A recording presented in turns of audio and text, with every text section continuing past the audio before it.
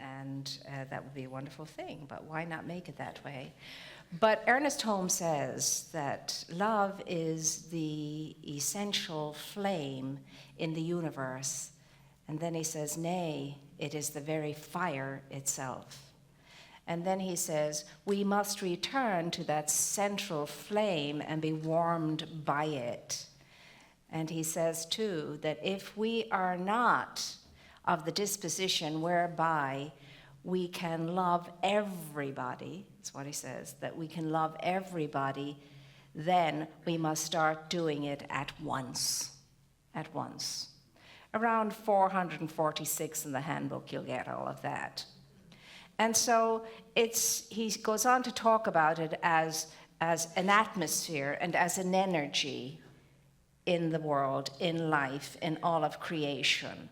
And that if we are not vibrating to love energy, he says, then the love energy cannot vibrate back to us, and therefore, consequently, we stop it and block it from flowing through our lives.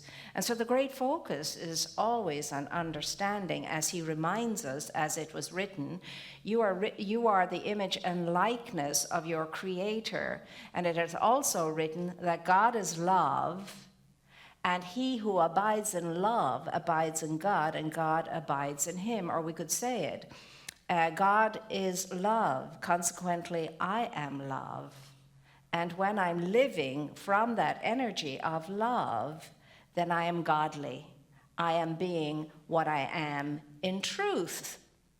And so we're looking at this thing called power and presence and energy, and this room was filled with it yesterday. We had a seminar here all day and Friday night with Dr. Sue Morton, and that was her whole thing is about vibrational energy and vibration. And that's what life is all about. It's nothing more than that. And so you and I have to stop thinking of ourselves as this solid mass of a body and all of its limitations that goes with that understanding and awareness of it, and understand that we are indeed pure energy. We are love. And the energy we're talking about is this thing called love. Now, he says that there are so many people, and his words, there are so many people who are dying because of lack of connection, interconnection, friendship, a sense of being loved in our world. And they're in need of someone to let them know, help them to feel that they are all right, that they are all right. That's what everybody is looking for. And so you have this thing going on in a dualistic world, the dichotomy of it, I am love, I'm unconditioned and unconditional love, and that there is no thing big enough that love cannot conquer or overcome or heal or mend or fix. And yet at the same time I have this thing called an egoic mind that is always frightened and always afraid and always getting me into trouble as a consequence of that. And I am over-identified with my human identity, and I go more with the flow of the ego than I do with the flow of the true essence of myself, which is a vibrational energy. And so today, Ernest says in no uncertain terms, if all that nonsense is going on, you must stop it and start loving everybody today, loving everybody today. Now, that's a tall order, and we wonder why. Our hearts say yes to that invitation all the time. We hear it, and we say, yes, I'd love to be like that. I truly want to be like that. There's nothing more I would desire than to be like that. But, as Paul says, that which I don't want to do, I do. And that which I do want to do, I don't do. And there's the conundrum. Well, how does this happen? Well, I was studying up during the week this thing called, in psychology, it's called the objective relationship theory. And it suggests to us that when we're between the ages of 5 months and 12 months, things begin to change. Because while we're in the womb and for the first months of our lives, we are the hub of the universe. Mother and I are one. Mom and I are one.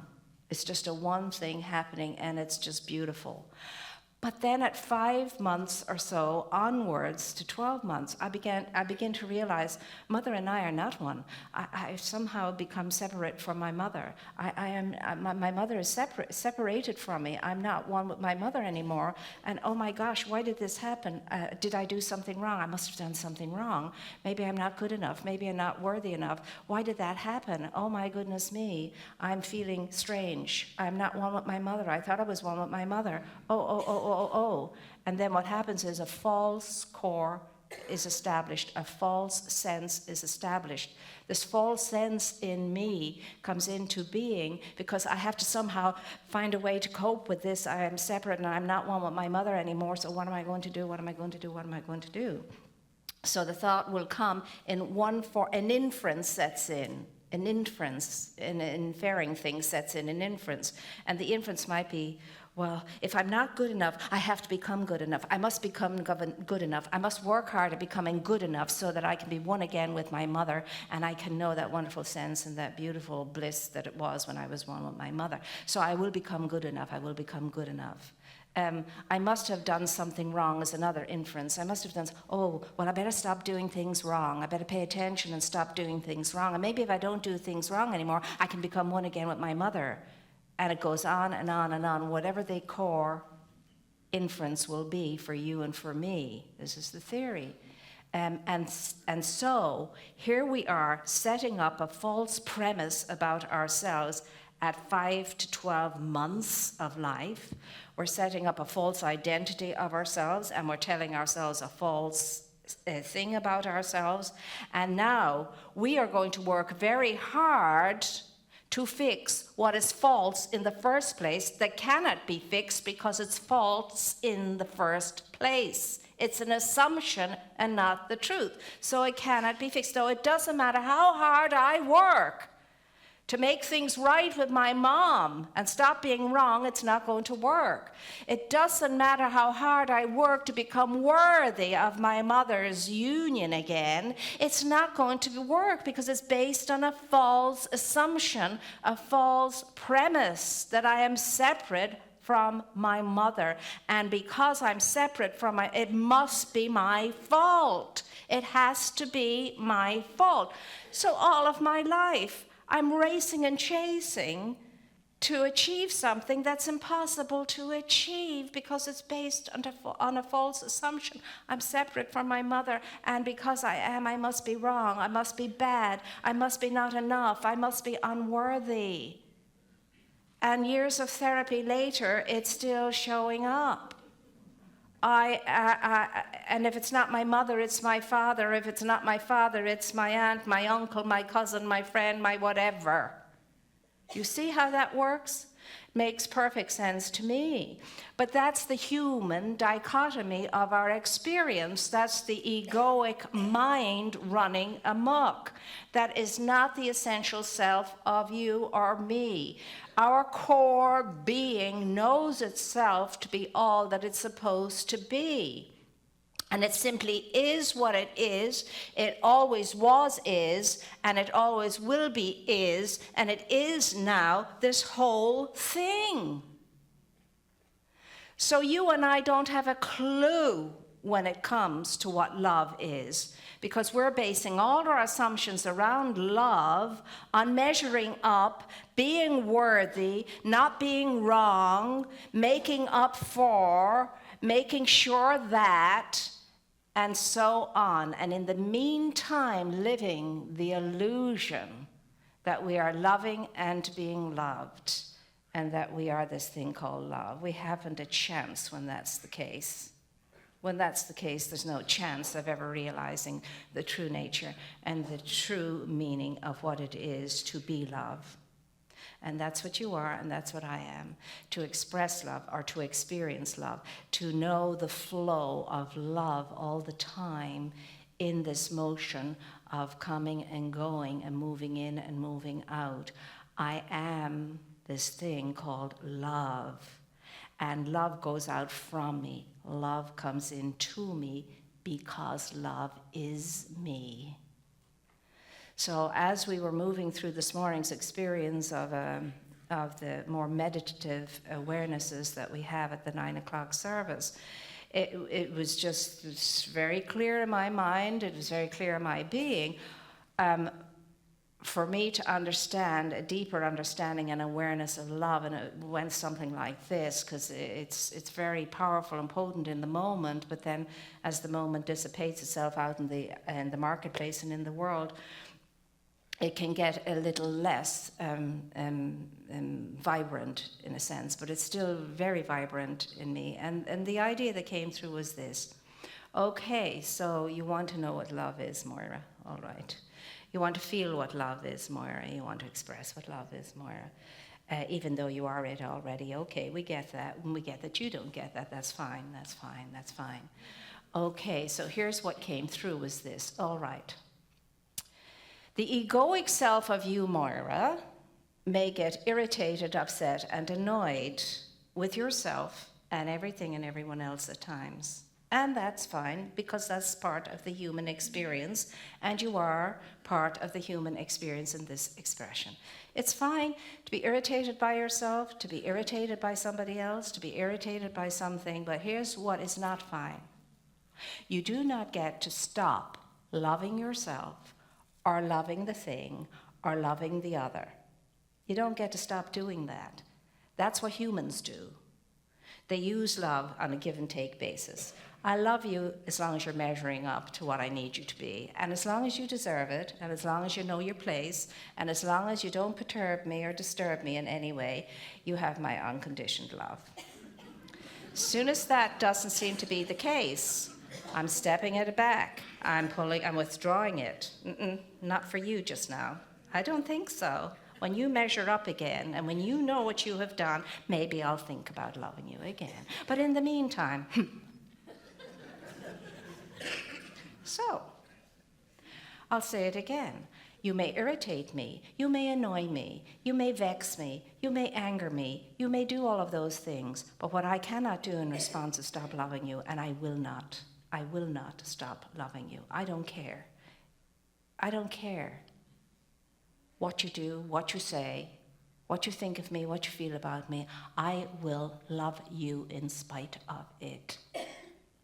That's what came through. That's what I get to do. If I really want to know what love is, if I really want to express what love is, if I really want to live the truth of my being, that's what I'll do. And I won't be perturbed by my ego either.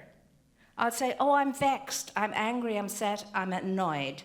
And then I'll feel it. I'll go into the feeling, I am angry, upset, and annoyed, and it feels icky, yucky, horrible, and awful. And the sooner I don't feel this way, the better. I will not go to the story. I will not go to the story. I will not go to the reason why I am, which is you. I will not go there. I will not go there, or it's me.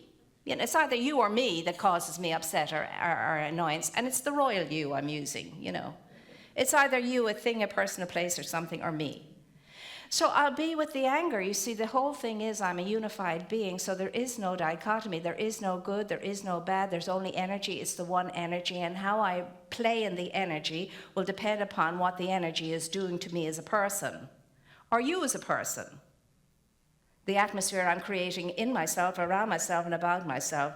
And of course, if you come into it, it's going to be scorched earth, isn't it? Because I'm flaming at the moment. I really am. I'm just, you can hear the sizzle if it's enough anger. So I can feel that in myself and allow that to happen, because it's not a bad thing. I'm just feeling it. I'm letting it be. I'm analyzing it. Okay, I'm feeling flushed in the cheek. I'm feeling clenched in my body. I'm feeling gritted in my teeth. I'm feeling a headache coming on, a stomach ache coming on. Isn't that interesting? This is all the things that are happening because I'm allowing myself to have the experience of anger. And okay, that's all right. If that's what the body needs to feel, that's what the body needs to feel. Okay.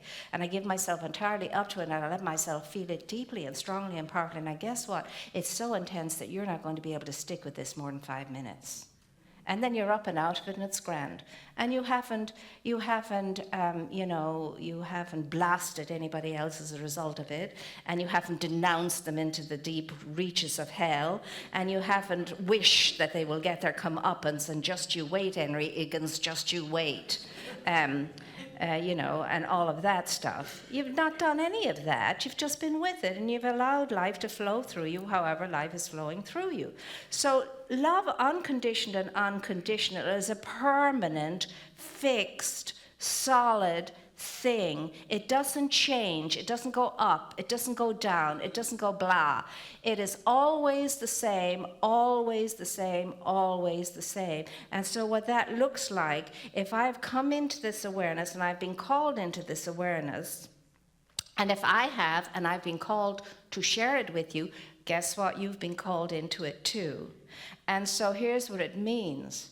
That when any adversary comes against you, I will stand before you, and I will guard you, and I will protect you, and I will stand for you, and I will surround you, above you, below you, and all around and about you with this energy called life-filled love that is untouchable and nothing can touch or damage or injure in any way. I will do that if I am living unconditional and unconditioned love.